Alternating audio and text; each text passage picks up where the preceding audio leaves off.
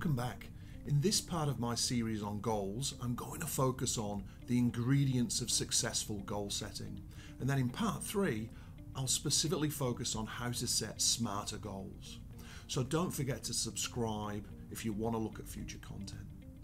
So what does the science tell us about the ingredients of successful goal setting? Well, firstly and ironically, the more difficult the goal, the greater the level of achievement. And this is because the more difficult the goal, the higher the level of effort, energy, and motivation. But this is with one important caveat, and that is that the level of stretch can't go beyond the perceived capability of the individual or the support required to achieve the goal. Secondly, the more specific your goal, the more precise your performance. And I'll cover off what that means in a lot more detail in the next video in the series. Thirdly, goals are more effective when they have intrinsic importance to you and your team, and especially if they're aligned to your values. So ask yourself, why is this important? Or what's in it for me and what's in it for the team? Fourthly, you absolutely must explain the why.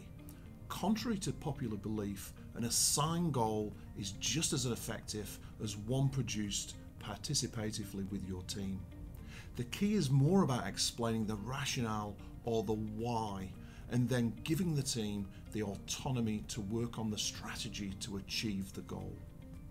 Fifth, to get commitment to a goal, especially one with significant stretch, you need to think about the team's capability level and ensure that you have the training and development plans in place to continuously elevate the team's competence at or above what's needed to achieve the goal.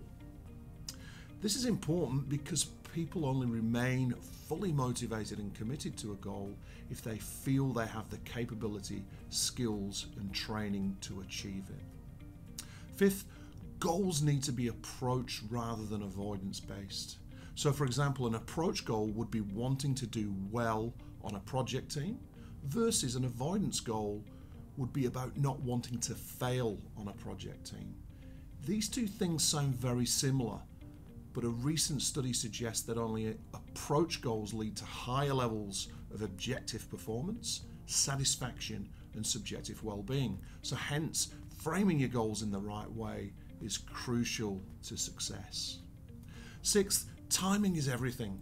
Goals should have longer or distal time frames, but should also have more proximal, shorter time frames with smaller, incremental steps towards the bigger goal.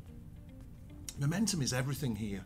Research has consistently found that meeting short-term goals builds confidence and self-efficacy and improves people's learning and overall performance level.